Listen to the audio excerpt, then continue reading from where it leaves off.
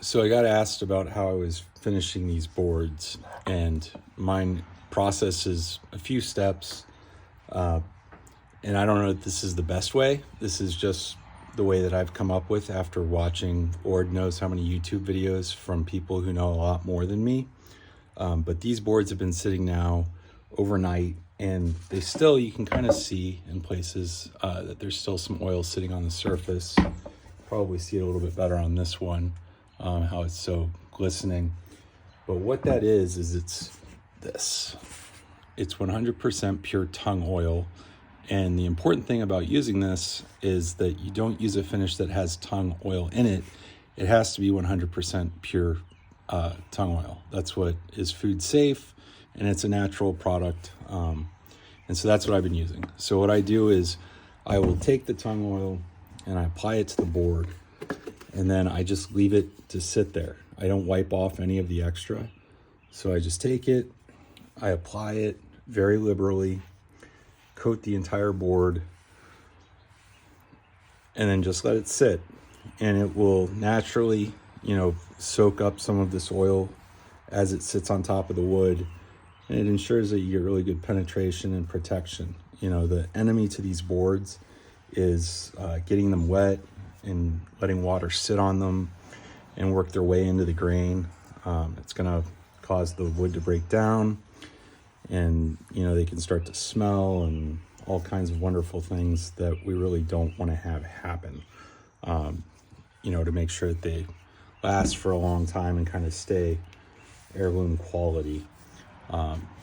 So this particular board is made out of maple. That's the white stuff that you're seeing, the white wood.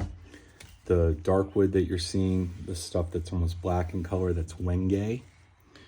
And then the red is padauk.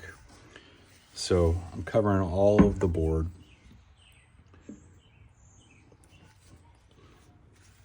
And again, after I get this coated, I'm just gonna let it sit.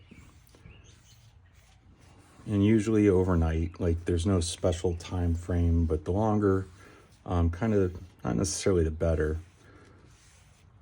But again, we want to give it that opportunity to really kind of soak this in. So tomorrow I'll come back to this board, and any of the excess I will wipe off. So after that's done, and I've wiped off all of the tung oil, I stack the boards with paper sheets in between them, and I bring them inside the house and just kind of allow them to sit there and age. And over the course of the next week, as the house kind of warms up and cools off and warms up and cools off, it's going to push out more of that tung oil. And when I saw that, it bothered me. I'm like, I don't want to sell something to someone if this board is like still pushing out tung oil. So I let them sit for a week. And after that week's over, I will apply a wax mixture that I made. And they sell little cans about this size. I think this is 2 or 3 ounces online, and it's $20 a can. And this is what it looks like. And what I found out about these hard waxes is that all they are doing is they're taking mineral oil, which is this, and they're melting it down with beeswax,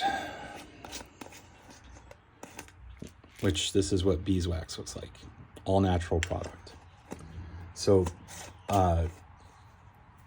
what I do is I'll then take this wax and I'll rub it into the surface of the board and let it kind of sit there for a few hours. And then I'll come back with a heat gun and kind of go over the board and heat up the wax, and it allows it to penetrate really well. And then what you end up with is a finish like this, which is just, it's completely smooth. So it's about, a week and a half process to get one of these completely finished. And this has got dust on it because I just brought it out to the garage and set it on the bench. But this is the finish that I'm satisfied with, that I would stand behind. There's absolutely no roughness, which is one of the things that I came across when I was just using pure mineral oil. This is what a lot of makers are doing, is they'll just take this pure mineral oil and they'll take like a large Rubbermaid container and just allow the board to sit in it for a few hours, and then they take it out and let it dry. And what I was finding was after a week or two, the board was getting a really rough surface to it, as that oil had kind of dried out and the pores were opened back up. And I didn't want that. I don't want a person to be feeling like rough pores. Again, that's what's going to allow water penetration and begin the breakdown of the actual material. So again, I don't know if this is the best way, but after kind of playing around with it for a few months, I think that I've got a process that works well for me that I'm comfortable with.